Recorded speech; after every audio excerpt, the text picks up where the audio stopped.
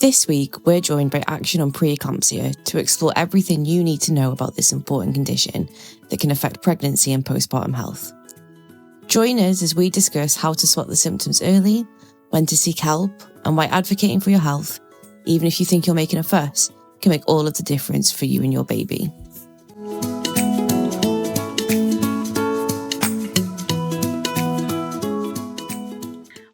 And welcome to the Mama podcast. I'm your host, Heidi Eldridge, the founder and CEO of Mama Academy. Thank you for joining us today, Marcus. Please do introduce yourself to our listeners and tell us all about your role at APEC. Well, there's a broad-ranging question. Heidi, thank you very much for inviting me on. I'm really pleased to be here. And I hope over the next period of time we can have a great conversation about pre-eclampsia, what it is, what we're doing about it, and hopefully share some information which will be of help to parents and potential parents who are listening to this. It's always a pleasure to work alongside you. You're one of the more inspiring leaders that we have in the pregnancy world, and it's a joy to be here today. So thank you very much for inviting me. Just to begin to answer that wide-ranging question that you gave, I'm Marcus. I'm Chief Executive of Action on Pre-Eclampsia. I've been doing this for 9 years. I'm in my 10th year now, and I came to get involved. The story goes back quite a long way. I'm a pre-eclampsia dad, but when I became aware of Action on Pre-Eclampsia and got involved when they were needing a new chief executive, it just felt like the stars aligning, a lot of things coming together that were right, and so that's what I've been doing for the last 9 years. We work across the UK and globally. Just to talk a little bit about the 3 areas that we're involved in. First of all, we are a patient-led organisation. We have a small staff of 3. 2 of us have had close family experience of pre-eclampsia and know what it's all about. So I think having the patient voice at the heart of everything we do is essential and drives everything that we're involved in. So we run a helpline, and people are welcome to contact us with their queries about pre-eclampsia, and those can come before somebody is expecting a baby. They can come during the pregnancy, and indeed we get a lot of people who are concerned many years later and want to talk to us about it.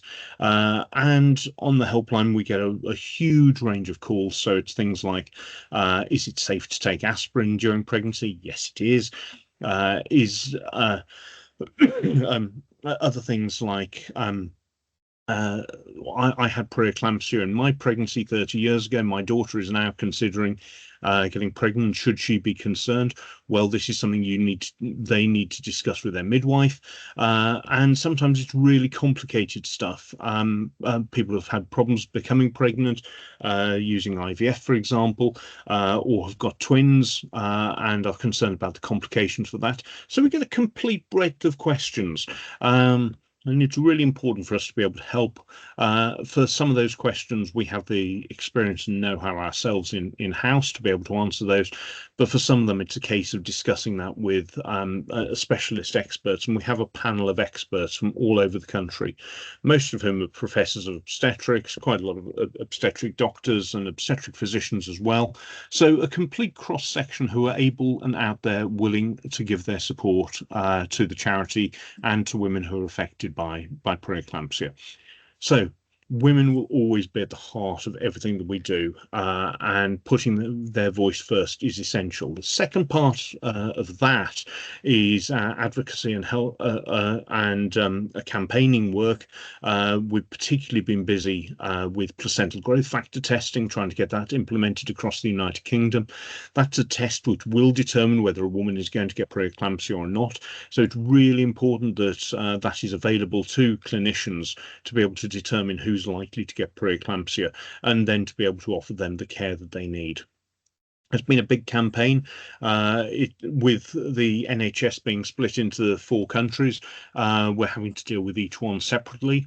But we're getting there. We're making good progress, and we are now seeing over 95% of women in England being able to access that test. And within the next few weeks, we should see that being the same situation in Scotland as well.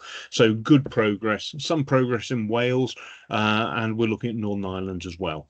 So that's the first side of what we do. The second side of what we do is research. We're involved in probably around £30 million worth of research that's going on into what is preeclampsia. And you'd have thought in a condition that's as old as time itself, we might actually know what we're doing with it. But the reality is that every time we find one little piece of the jigsaw, we lose another piece of the jigsaw. And it's a little bit like pressing into a semi-inflated balloon. The air just appears somewhere else. So we're keen on finding out what's the best way of dealing with it, what's the best way of treating it, and what can be done to prevent it, and how can we identify those women who have either got preeclampsia or are at risk of preeclampsia. So we're involved in research across the UK. We've also got some research going on in South Africa as well at the moment. So we are truly taking this wherever we can. And our role, we're not clinicians, we're not researchers, but what we are is we give the voice of patients. We ask the difficult questions in really simple language, which people can't escape from. Why are we doing this? What are we hoping to achieve from this? Have we thought about that? And that's part of it. But the other thing is for us to be able to champion it and to be able to talk about that research and talk about what we've been doing, discuss with people why this is important, and move from dry, stale research. None of it is dry or stale, but let's just give that into real life practice, into what is going on and what is changing lives and what is improving care for women.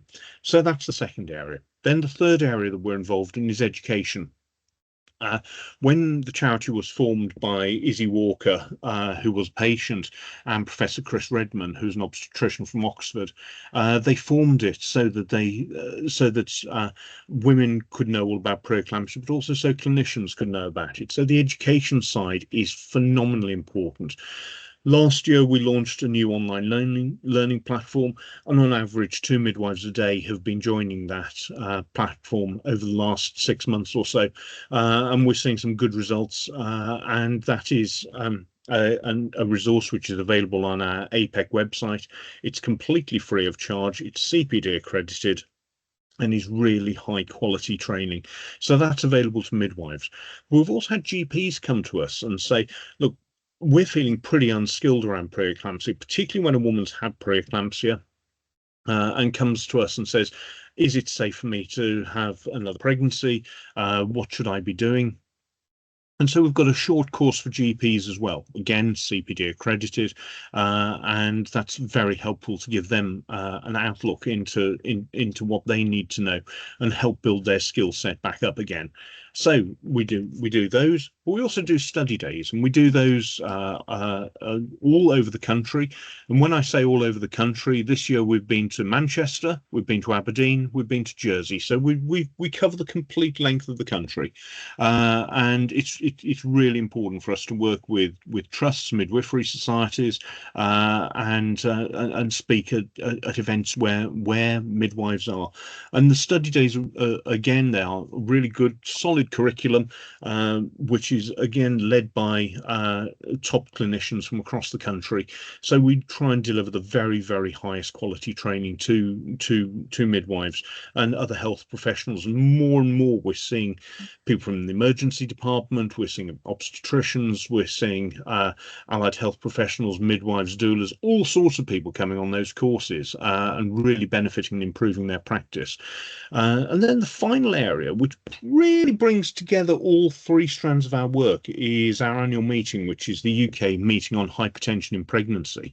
That brings together some of the top experts from across the world to discuss the latest news in preeclampsia, the latest findings, the latest research, to dig down into it, to question it, to see what's happening, and also brings together some of the younger researchers so they can talk about their small projects and be heard on a global stage. And that can be seen on our YouTube channel, and we have several hundred delegates sign up for that every year. So it's a really important area. Now, so those are the areas, the sort of work that we do. Does that go somewhere towards answering your question, Heidi? Wow, it most certainly does. Yes, you're all extremely busy, and what fantastic work that you're doing. And Thank you. I know our paths often cross. I often see you at various different events and conferences, and it's just so fantastic because you always have a lovely queue of clinicians, mainly sort of queuing up to find out your information and find out the latest news and research. So it's just fantastic what you're doing, Marcus. There's just so much to it. There's just so much to it. So for our listeners, can you tell us exactly what preeclampsia is? Okay, yeah, it's a condition that affects some pregnant women, usually during the latter half of pregnancy, from 20 weeks, or importantly, after the baby has been delivered. And it's a dysfunction of the placenta. It's when the placenta isn't doing its job properly, and effectively the placenta turns on the woman. So it's determined through a variety of signs and symptoms. First of all, the key one, and let's go back to your booking visit, a pregnancy. Your midwife will take a urine sample and they'll take your blood pressure, and hopefully they'll tell you the reason why, which is to check for preeclampsia. And the reason they do it at the booking visit is to get the baseline. So, because high blood pressure is the most common symptom and the one that we're all looking out for. So, if your blood pressure is beginning to rise during pregnancy, that's something for the midwife to be concerned about, and to escalate when necessary. So the first and the medical symptoms to look out for are the high blood pressure, so rising during pregnancy. For many women, that's not uncommon during pregnancy, and isn't overly concerning. But when it rises really quite high, that's when we've got a problem. The second area that they're looking for, and why they do a sample of your wee, is looking for protein in the urine. If you've got high levels of protein in the urine and your blood pressure is going up through the roof, then we have a problem, and the problem looks very much like preeclampsia. Now, the problem is for most women, they are not taking their blood pressure on a daily basis, and they're certainly not measuring their urine. And I wouldn't advocate that they are doing those. However, there are other signs and symptoms which are really important for women to look out for. And the first of those is severe headaches. I mean, not just a run-of-the-mill headache, but really pounding, really unpleasant headache. A second is vision problems, such as blurring, flashing lights. Those are a good sign of preeclampsia. The other thing is pain below the ribs. Unusual amounts of vomiting, and then the sudden swelling of the face, hands, or feet. Now, those are the symptoms of preeclampsia. However, the problem that we've got is many of those symptoms are pretty common in pregnancy. So what I say to women is, if things don't feel right for you, then get yourself to the day assessment unit. Call your midwife. Do one of those two things, and if you are really concerned, you need to seek that medical advice. So if you can't get to your day assessment unit, if you can't get your midwife, if you can't get to the GP surgery, then you need to call NHS 111 for their advice. And the whole of the National Health Service is there to support you during pregnancy, and is there to avoid things going wrong. And if we detect preeclampsia early enough, we can monitor it more closely, we can keep an eye on it, and that way we stand a much better chance of having better outcomes. And I am yet to meet a midwife who doesn't consider that one extra visit to a day assessment unit, one extra phone call that avoids preeclampsia isn't a good thing. So don't, and what we get a lot of on our helplines, people say, well, I don't want to make a fuss and I've got an appointment with the midwife in 3 weeks' time, should I mention it then? No, these are serious complications. These can be devastating. We lose over 1,000 babies a year to preeclampsia. We lose women every year to preeclampsia, and we don't want that to happen. We have one of the lowest rates of maternal deaths in the UK, but it's still there. It's still a serious condition and cannot be underestimated. So I would urge any woman who's got those signs to be in touch with their medical professionals and get themselves checked out. Better to be checked out and be fine than not checked out and have problems later. Definitely. That's the motto of our charity. On our wellbeing wallets that we hand out, it says to call immediately if you have. Mm-hmm. And it's exactly those symptoms that you've just described. So we always say, if in doubt, get checked out. Absolutely and it's really important to act on those quite quickly. So if they do find that you have preeclampsia, what then happens next? What's the monitoring that would then take place? Okay, it very, very much depends on where you are during your pregnancy. First of all, let's look at some women who are at risk of preeclampsia. If you've got a family history of preeclampsia, if you're over 40, if it's been over 10 years since your last pregnancy, if you're expecting multiple births, or if you've got a BMI of over 35, those are some of the risk factors of preeclampsia. Also, if you've already got pre-existing high blood pressure, or if you've got diabetes, an autoimmune condition like lupus, or have had high blood pressure or preeclampsia in previous pregnancy, then you should be being looked after slightly differently anyway.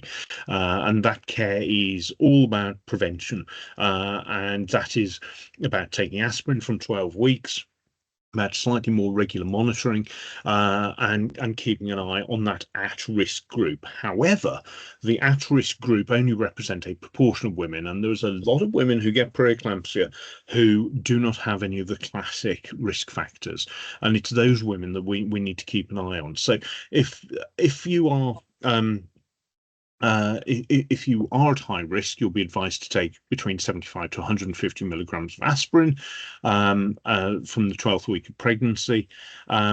And then they want to keep a close eye. Now, if you are diagnosed with preeclampsia, then that's going to be followed up with assessment by a specialist in hospital.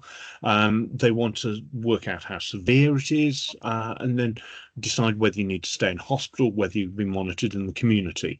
And now, there's a whole host of factors that come together, which is why this needs real specialist attention. First of all, how late are you in pregnancy? Because if you're getting preeclampsia or signs of preeclampsia at 20 weeks, then there's much closer observation needed and much more risk than if you get it towards term. And the vast majority of women who get preeclampsia will get preeclampsia towards term. So it's very important that there's a balancing act. And what we're trying to do, or what obstetricians are trying to do with women who've got preeclampsia, is balance the needs of the mum and balance the needs of the baby. So what you're trying to do is push out the preeclampsia and keep the baby in for as long as you possibly can until it's safe to deliver. That would normally be 37, 38 weeks, but it can be earlier. And if things are getting risky, then you can expect an early delivery. And quite simply, on a practical basis, anybody who's been told that beyond 20 weeks that there is a risk of them getting preeclampsia or they're developing the signs and symptoms, have your bag packed. You're going to be needing it, and you need to be ready to go into hospital, because this condition moves fast, and it can be monitored, it can be kept quite closely under control, but it can have risks to it. So it's really important that we deal with what's going on and make sure that for the baby it's safe, and for the mum as well. Now, the diagnosis, as I've said, is through the blood and the urine tests. But what happens in hospital? What can you expect then? you may well have frequent outpatient appointments. It may well be that they want to have you in hospital, depending on what they want to do with you. And if you're in hospital, you can expect regular blood pressure checks, urine samples to be taken, as you would expect. But they'll also be looking at your kidney and liver health, so there'll be blood tests for those. They'll be wanting to do more ultrasound scans to check the blood through the placenta, measuring the growth of the baby and how much amniotic fluid there is, and then monitoring the baby's heart rate to make sure that the baby isn't under stress or distress. If you're in hospital, they're likely to give you some medicines which will lower your blood pressure, and those are either labetalol, nifedipine, or methyl-dopa, and they'll probably start you on labetalol, which has been heavily tested in pregnancy. These are safe drugs. These are well known, and we're looking at which is the most effective at the moment, so that we know that. So there's lots of things that they'll be looking at. Unfortunately, for many women, this is the medicalization of their pregnancy, where they may have wanted a normal pregnancy, and I'm sorry, it is the only way we can deal with it. It's often said the only way to cure pre-eclampsia is to deliver the baby. Now, that isn't curative, and it removes the problem, but it's not the be all and end all. So there may need to be an induction of labour, or in some cases it'll be a cesarean section that needs to happen, because what we're looking at is the research has all shown that there's no benefit for waiting for labour to start at this point. It's a case of getting the baby out, and making sure mum and baby are healthy. Before 37 weeks, there will be discussion about whether it's safe to give birth, and how that should be. And the earlier on where I'm pregnancy, the more they'll want to try and keep mum or the baby in. So it's really difficult, and it's a big balancing act, and this is where the obstetricians come in. This is what they're trained to do. This is what they know about. This is their stock in trade. So you are in safe hands in this country with good quality obstetricians who know how to deal with it. That's not to say things are going to be perfect. Things do go wrong. Let's not pretend otherwise. But it does mean that there is good care out there, and women needn't be too concerned or too frightened about this, but they do need to recognise this as a serious complication and needs attention. So let's get to the point where we've had the baby.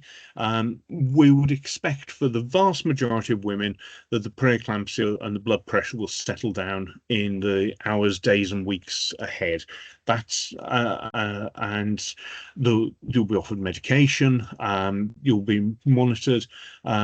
But the baby may well have to be in intensive care, so to allow the baby to continue to grow and develop. So there is that risk, and it is a risky time. So when we've got a woman who, for example, towards the end of pregnancy has had high blood pressure, had preeclampsia, taken the medication, and safely delivered the baby, and mum and baby are doing okay, it may be they still have, the mum has to continue on medication for a while to come. And for a few women, that's going to mean that they'll be on high blood pressure medication for a considerable period of time. For the vast majority of women, it's not that bad, and we'd expect that at 2 weeks you'll be offered an appointment with a doctor, and to check whether the treatment needs to be changed or stopped, and then a postnatal appointment at 6 to 8 weeks to check your progress. Now that's separate from the 6 to 8 week appointment for your baby. This is about you and making sure you're okay. So that's where what we can expect. It does cause problems. Pre-eclampsia, before eclampsia, the lightning strikes. Now the lightning strike, and that's eclampsia is convulsions and fitting, and it can happen before, during, or after birth. So that is a serious concern. And then there's a medication that can be used called magnesium sulfate. Not the nicest medication in the world by any stretch of imagination. I'm yet to find anybody who's a particular fan of it, but it does the job and it does it effectively. And it can halve the risk of eclampsia and reduce the risk to the mother. So it's really important. And then there's a very rare condition called HELP syndrome, which is when liver and blood clotting disorder, and it's not at all nice. Usually happens immediately after the baby's delivered, but can happen at any time after 20 weeks. It's a really, really unpleasant complication, and there is only one way of dealing with it, and that's to deliver the baby as soon as possible as an emergency. So that's a serious complication. The other one is stroke. Can happen, and that's when the brain isn't getting enough oxygen, nutrients, and brain cells starting to die, and that causes brain damage. So really, really serious complication. This can suddenly escalate. It's a nasty one. There's also blood clotting disorders. So those are things that will affect women. And of course, with the baby, we have a number of issues. First of all, because the oxygen isn't getting, and the nutrients aren't passing from the mother to the baby through the placenta as well as they should, that can mean the baby grows more slowly. So that's a serious concern. And we can have smaller babies. So if they're born before 37 weeks, you would expect a baby to be a bit smaller. Now that, of course, is going to cause complications such as lungs not being fully developed, breathing difficulty, and then it's a case of being in the neonatal intensive care unit to be monitored and treated. So pre-eclampsia, not a nice condition, can be fatal. But when well treated and well looked after, then it can be very well monitored in this country, and outcomes are usually very successful. So whilst I've talked about the horror stories and the disasters for most women who get preeclampsia or get high blood pressure in pregnancy, they're going to be absolutely okay. Yes, so that's why it's so important for them to be vigilant and look out for these sort of warning signs and act on them as quickly as possible, because then they can get the treatment, the monitoring, and speak to their consultant and their midwife for a birth plan. And then they've Absolutely. got a plan moving forward. Absolutely, Heidi. And I think one of the key points on that is that for women who are pregnant, attending every prenatal appointment is absolutely vital. These they exist for a reason, and the worst pregnancy outcomes are often from those women who may have missed appointments or not been able to make appointments, and or have come into the system very late in the day. So we need women to take ownership of their pregnancy and recognize the importance of being at all these appointments. They are there for a reason. Absolutely. Tell us more about this test. The placental growth factor test. Okay, so placental growth factor is a really important factor that can be identified through a blood test, which can be taken either at the bedside or needs to be sent off to the lab, depending on which assay the hospital is using. What it does is it says with a great deal of certainty all the women who are likely to develop preeclampsia in the next couple of weeks. So you may go in with some signs and symptoms, and it's pretty obvious what's going on, in which case you can say you're likely to get preeclampsia. However, there are those cases where they're atypical, where you have got things like there's no protein in the urine, for example, or there's no other symptoms other than blood pressure appears to be rising. And it's those women who this test will give a definitive answer as to whether they're going to get preeclampsia. Now, the great thing is, if a woman has taken the test and it's shown that they are not going to get preeclampsia, fine, back to community care. We don't have to worry too much about you. We will keep a close eye on you because something isn't quite right and you're not experiencing the pregnancy that you want to. But this is not going to be preeclampsia in the short term. But for those women who we do know are going to get preeclampsia, we can tailor the care accordingly. Now, the good thing about that is we're not wasting anybody's time. We're not saying to a woman, right, we're going to have you in hospital for the next 2 weeks because we think you might get preeclampsia. We can say, right, we suspect preeclampsia is coming.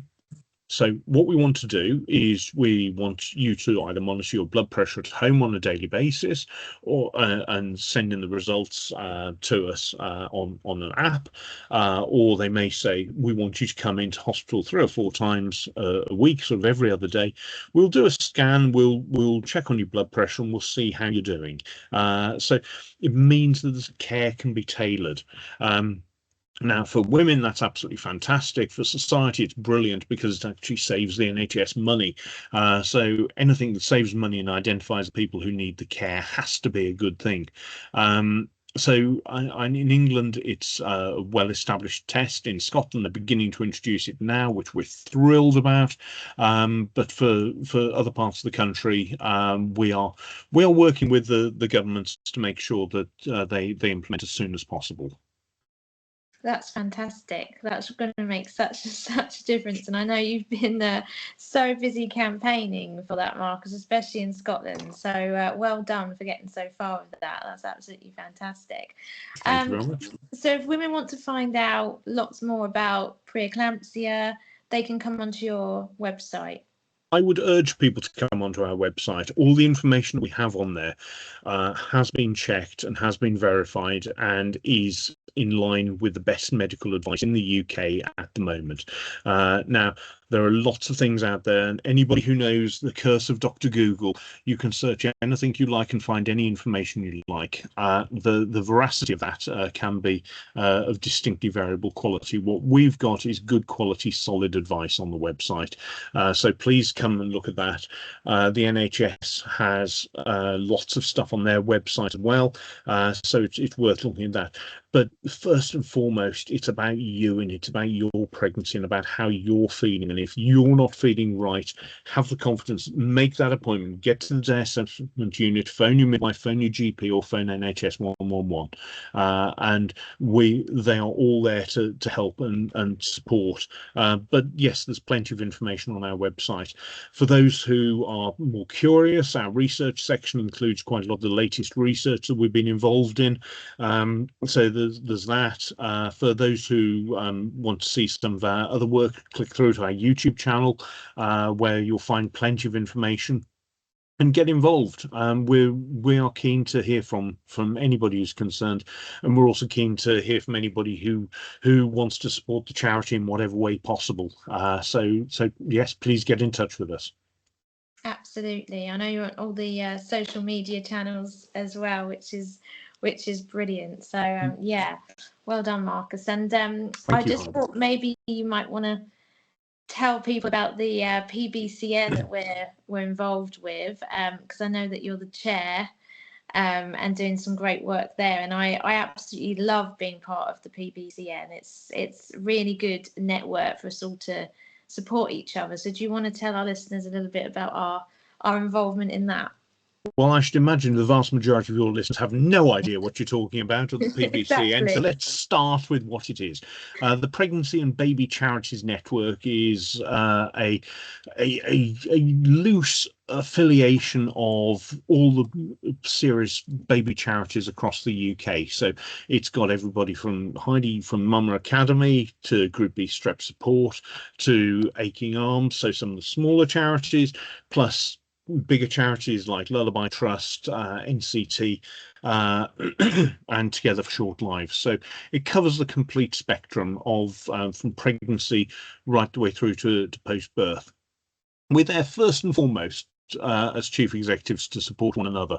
Now, that can be on the personal level, it can be on the professional level, it can be supporting each other's campaigns, and also acting as a barometer that can be used by others as to what the voluntary sector is thinking about in this area. So it's an important group. I'm ridiculously kind of you to say that I'm doing great stuff with it, given that I've only been chair for about a week and a half as we record this, but hopefully we've got a cracking team who are ready to do some work. In the last few weeks, Wes Strating has made some interesting announcements about maternity care, and as a network, I would hope that we can influence those conversations, get our point of view across, and more importantly, and the one thing that unifies us all is we're all patient-led. We're all there to support patients, and we're all there to get the voice of patients out there. So we can be a useful tool that can be used by ministers, and hopefully we can support some of the initiatives the government has got, but also be in a position where we can respectfully say, Minister, this may be something you want to think about slightly differently, and have those difficult conversations and be prepared to hold government of any colour and of any hue to account, because there's been too many failings in maternity over far too long, and we need to see an end to this. And I think it's essential that in the months and years ahead we actually deal with this. Crisis is a word that's bandied around a lot. We're not far off this being a serious crisis. We know that too many women are coming out of pregnancy with poor outcomes, with things going wrong that shouldn't go wrong, and we know that there are complexity of reasons behind that, but as a network, we want to speak with one voice when we are able.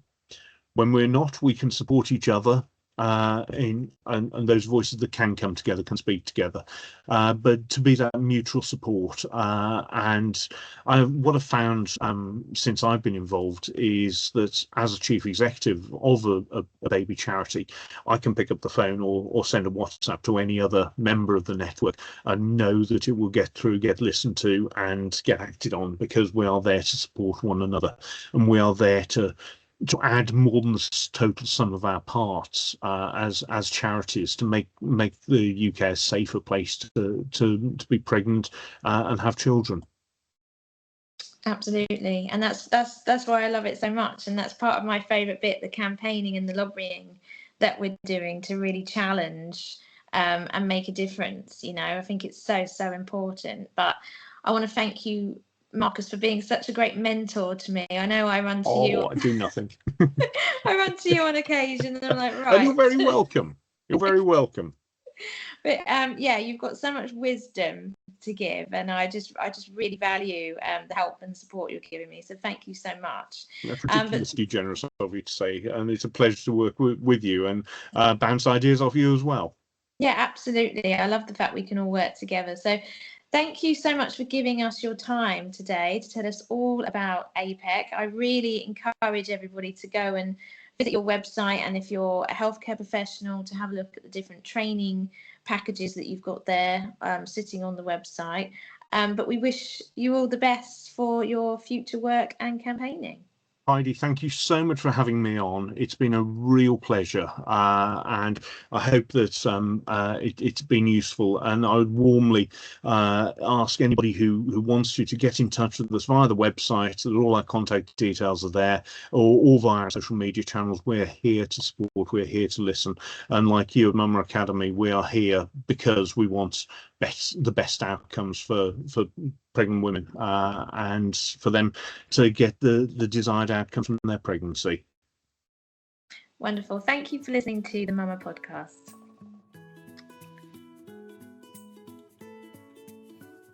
If you enjoyed listening to this episode, share it with a friend or colleague.